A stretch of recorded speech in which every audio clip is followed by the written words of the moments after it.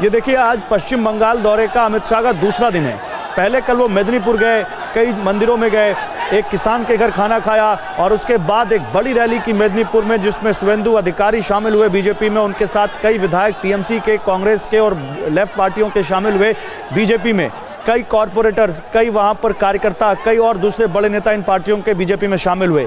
आज वो पहुँचे हैं बीरभूम के बोलपुर।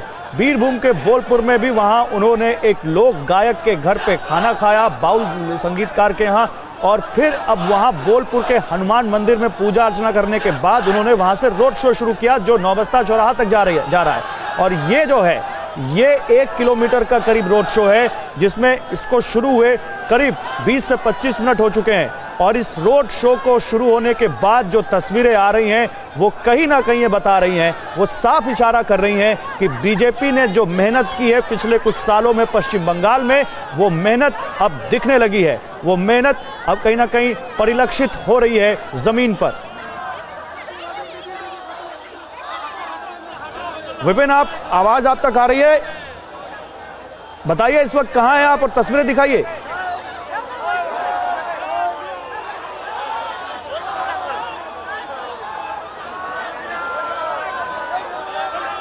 हर्षवर्धन जी, जो बात मैं कह रहा था, 2016 की 3 सीटें, 2019 में लोकसभा में 18 सीटें और शानदार वोट प्रतिशत।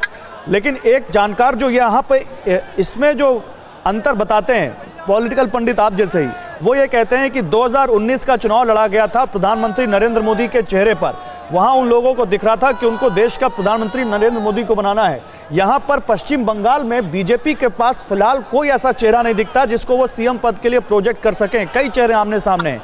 तो क्या ये कंफ्यूज करेगा बंगाल के वोटर को? 2019 जैसी कामयाबी 2022-21 में मिलेगी बीजेपी को? देखिए, पहली बात तो ये कि 2019 जैसी कामयाबी मिलेगी तो जो अमित शाह जी का मिशन 200 है वो पूरा नहीं हो पाएगा, क्योंकि उस वक्त के हिसाब से 122 विधानसभा सेगमेंट में, यानी विधानसभा क्षेत्रों में भारतीय जनता पार्टी आगे चल रही थी, यानी जीत सकती। लेकिन इसको जरा थोड़ा दूसरी तरह से भी देखें। ठीक है कि भारतीय जनता पार्टी के पास एक कोई बड़ा चेहरा नहीं है, लेकिन अब अगर हम पश्चिम बंगाल को 6 अलग अलग हिस्सों में बांटे, जिसके तौर पर उसको देखा जाता है, तो उसके लिहाज से अलग अलग सेक्टर्स में अलग अलग जो कहें कि एक खास क्षेत्र में प्रभाव रखने वाले नेता उनके पास बहुत स्पष्ट दिखते हैं। दूसरी जो बड़ी चीज है कि जब हम कह रहे हैं कि 2019 का चुनाव प्रधानमंत्री नरेंद्र मोदी के नाम पर हुआ था, तो 2021 का भी चुनाव प्रधानमंत्री के ही नाम पर होने वाला है।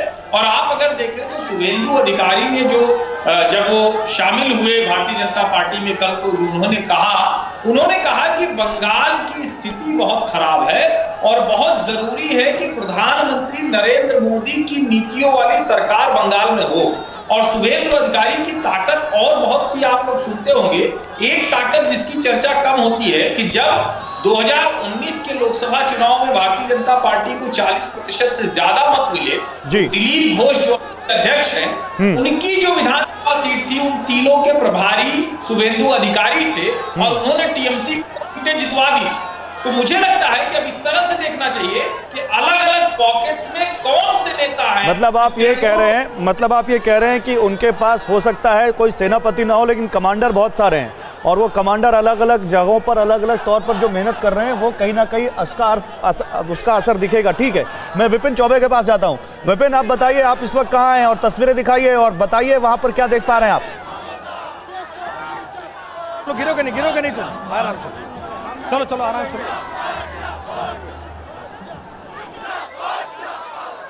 विपिन, तस्वीरें दिखाइए, बताइए इस वक्त क्या देख पा रहे हैं आप?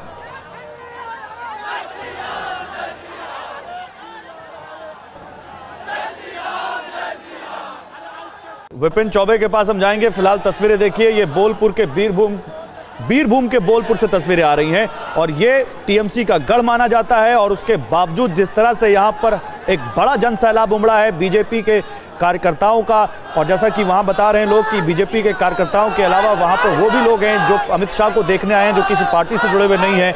कहीं ना कहीं बीजेपी की कितनी अपील बढ़ चुकी है पश्चिम बंगाल में, इस बात को यह साबित करता है। और विपिन चौबे हमारे संवाददाता, रविशंकर दत्ता हमारे संवाददाता वहीं पर जुड़े हुए हैं, उनके पास हम जाएंगे, लेकिन तस्वीरें आपको हम लगातार दिखाते रहें। एक भी फ्रेम हम कोशिश कर रहे हैं आपसे छूट ना पाए, एक भी फ्रेम, और वो इसलिए क्योंकि आपको समझ में आएगा कि किस तरह से पश्चिम बंगाल में सियासत करवट ले रही है, किस तरह से पश्चिम बंगाल की सियासत लेफ्ट पार्टियों के से होते होते टीएमसी और टीएमसी के बाद अब बीजेपी जैसी एक राइट विंग पार्टी की तरफ जाती दिख रही है और बहुत चुनौती बड़ी देती हुई पार्टी दिख रही है।